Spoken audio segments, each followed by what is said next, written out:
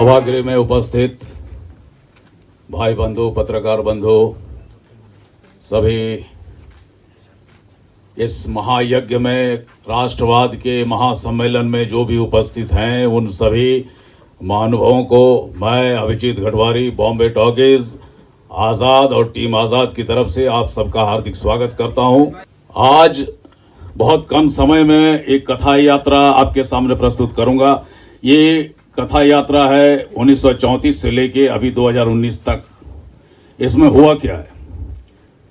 आज इस पुण्य पावन समारोह में हम अपने बॉम्बे टॉकीज के महनीय पूर्वजों की त्रिवेणी राजनारायण दुबे, हिमांशु रॉय और देविका रानी की अदेही उपस्थिति को नमन करते हुए आगे बढ़ते हैं।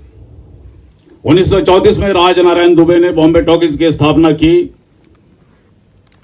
बॉम्बे टॉकीज भारतीय सिनेमा के आधार स्तंभ के रूप में सिनेमा के इतिहास में ध्रुव तारा की तरह चमकता रहा, लेकिन अपनी प्रगति के साथ, उन्नति के साथ अपने ही लोगों के लोभ ने, स्वार्थ ने, महत्वाकांक्षा ने बॉम्बे टॉकीज के उत्तरोत्तर वृद्धि में ग्रहण लगा दी और असमय बॉम्बे टॉकीज का सूर्यास्त हो गया। दीप जलाया, रची दिवाली, फिर भी न मिटी अमावस काली, व्यर्थ हुआ आह्वान, स्वर्ण सवेरा रूठ गया, सपना टूट गया।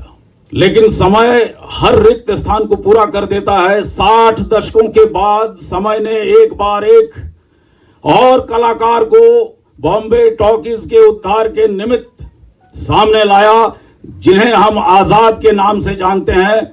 आजाद सैन्य विद्यालय से शिक्षित और दीक्षित होने के बाद पूरे भारत की परिक्रमा की और भारत को समझा, जाना, गुना बुना और भारत के अध्यात्म को समझने के साथ ही ये दृढ़ निश्चय कर लिया कि भारत में जब ये बॉम्बे टॉकीज का दिव्य पुनरागमन होगा तो क्या लेकर फिर से सामने आ जाएगा।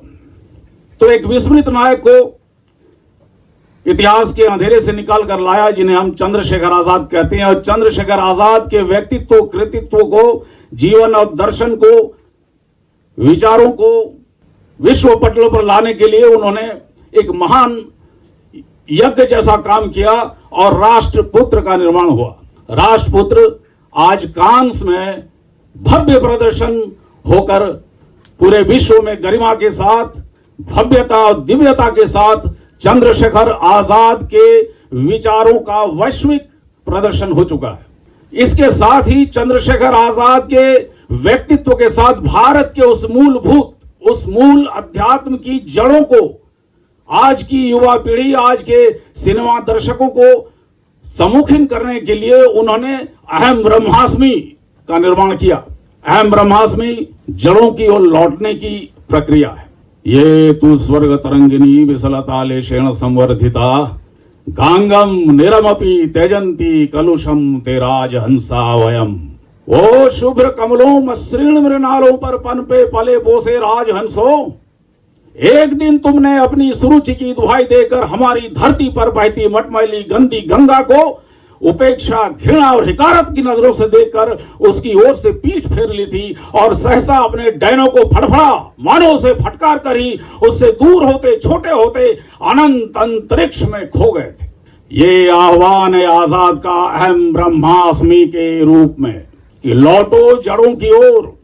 स्वधर्मे निधनम श्रेया पर धर्मो भयावह। वो जो स्वसत्ता का धर्म है, वो जो तुम्हारे स्व का धर्म है, उसके निर्वहन के लिए अगर तुम मर भी जाते हो, मिट भी जाते हो, तो भी श्रेयस्कर है। इस तरह मिटकर तुम अपने आप को पालोगे। कहना तो बहुत कुछ चाहिए था, लेकिन अब समय सीमा को ध्यान में रखते हुए मैं अपनी वाणी को अभी विराम देता हूं और मैं आमंत्रित करता हूं आजाद को। आजाद, हे क्रांति बीज, हे राष्ट्रपुत्र, गुंजित कर दो पथ का कण कण, कह राष्ट्रपुत्र जिंदाबाद। मरते मानव का विजय का तूरी हूं मैं, राष्ट्रपुत्र हूं, अपने समय का सूर्य हूं मैं। आजाद, आप आए, अपने आग्नेय विचारों से संबोधित करें।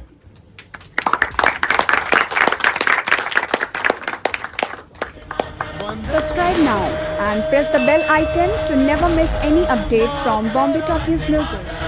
वंदे